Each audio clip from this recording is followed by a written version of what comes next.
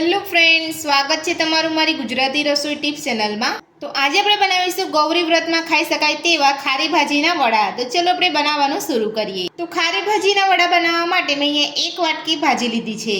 તો સૌથી પહેલાં ભાજીને 2 થી 3 પાણીએ ધોઈ લઈશું। તો આ રીતે તમારે ખારી ભાજીને 2 થી 3 પાણીએ ધોઈ લેવાની છે। ભાજીની અંદર જે માટીવાળો ભાગ હશે અહીંયા બધો જ નીકળી જશે। તો ભાજીને આપણે 2 થી 3 પાણીએ ધોઈ અને એક ગાળણીની અંદર કાઢી લીધી છે। તો તમારી પાસે કોઈ પણ કાણાવાળું વાસણ હોય તેની અંદર તમારે આ રીતે ભાજીને ધોઈને કાઢી લેવાની છે, એટલે ભાજીની અંદર રહેલું વધારાનું પાણી બધું સરસ રીતે નીકળી જાય। તો હવે આપણે ભાજીને એક ચોપરની અંદર લઈ અને થોડી ચોપ કરી લઈશું। તો ભાજીને આપણે અહીંયા ચોપરની અંદર લઈ લીધી છે। તો હવે આપણે ભાજીને થોડી ચોપ કરી લઈશું। તો ભાજીને આપણે અહીંયા ચોપ કરી લીધી છે। તો હવે આપણે ચેક કરી લઈશું। તો તમે જોઈ શકો છો આપણી ભાજી એકદમ સરસ રીતે અહીંયા ચોપ થઈ ગઈ છે। તો આ રીતે આપણે અહીંયા ચોપરની અંદર ચોપ કરી લેવાની છે। તો ચોપ કરેલી ભાજીને આપણે એક બાઉલની અંદર કાઢી લઈશું। તો બધી જ ભાજીને આપણે ચોપરની અંદર ચોપ કરી અને એક બાઉલની અંદર લઈ લીધી છે। તો હવે આપણે તેની અંદર એક વાટકી આપણે ઘઉંનો લોટ ઉમેરીશું, સાથે જ એક મોટા લીંબુનો રસ ઉમેરીશું,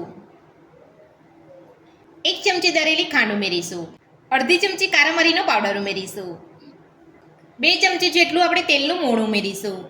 તો તેલની જગ્યા પર તમે અહીંયા ઘીનો ઉપયોગ કરવા માંગતા હોય તો ઘીનો ઉપયોગ પણ કરી શકો છો। બધું સરસ મિક્સ કરી લઈશું।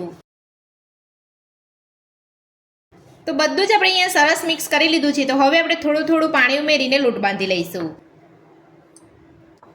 તો આ રીતે આપણે અહીંયા થોડું થોડું પાણી ઉમેરતા જઈએ અને આપણે વડાનો લોટ બાંધી લઈશું। સામટું પાણી આપણે અહીંયા નથી ઉમેરવાનું।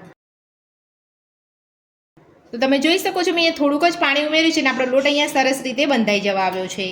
તો ફરીથી આપણે અહીંયા 1 ચમચી જેટલું પાણી ઉમેરીશું। તો આટલો લોટ બાંધવામાં મને 3 ચમચી જેટલા જ પાણીની જરૂર પડી છે। લોટને આપણે થોડો સારી રીતે મસળી લઈશું। તો થોડું થોડું પાણી ઉમેરતા જઈએ અને આપણે અહીંયા વડાનો લોટ બાંધી લીધો છે। તો આ રીતનો તમારે અહીંયા મીડિયમ કડક લોટ બાંધવાનો છે। તો હવે આપણે લોટમાંથી લુઓ લઈ અને વડા બનાવી લઈશું।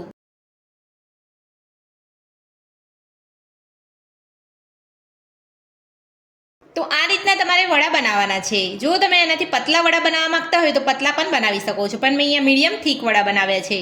તો બધા જ લોટમાંથી આપણે આ રીતના વડા બનાવી લઈશું। તો આપણે લોટમાંથી બધા જ વડા બનાવી લીધા છે। તો આ રીતે આપણે ખારી ભાજીને મેશ કરીને તમે વડા બનાવશો તો તમારા વડામાંથી ભાજી સહેજ પણ છૂટી નહીં પડે અને આપણા વડા પણ એકદમ સરસ બનીને તૈયાર થશે।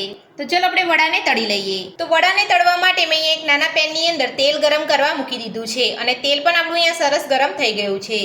તો હવે આપણે પેનની અંદર જેટલા વડા આવે તેટલા વડા લઈ અને તળી લઈશું। તો વડાને આપણે અહીંયા ગેસની મીડિયમ ફ્લેમ પર જ તળવાના છે, આપણે ફૂલ ગેસ ઉપર વડાને નથી તળવાના। તો વડાને આપણે અહીંયા તેલની અંદર લઈ લીધા છે। તો વડાને પલટાવવાની ઉતાવળ આપણે નથી કરવાની। અહીંયા તેલની અંદર બબલ્સ ઓછા થાય ત્યાર પછી જ આપણે અહીંયા વડાને પલટાવવાના છે। તો હવે આપણે વડાને એક બાજુ તળાવવા દઈશું।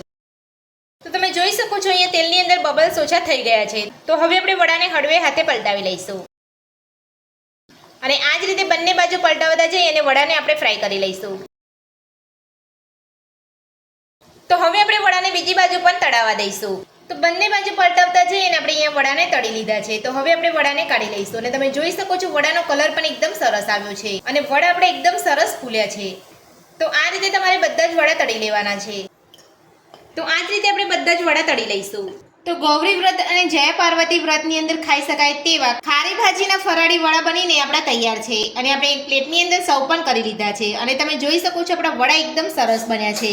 તો આ વડા તમે દહીં સાથે ખાઈ શકો છો અને તમે જોઈ શકો છો ઉપરથી એકદમ ક્રિસ્પી અને અંદરથી એકદમ સોફ્ટ બન્યા છે।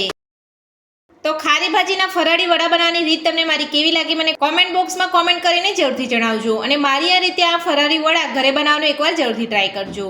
આજની રેસીપી પસંદ આવી હોય તો વિડીયોને લાઇક કરજો, ચેનલને સબસ્ક્રાઇબ કરજો, તમારા મિત્રોને જરૂરથી શેર કરજો। Thank you.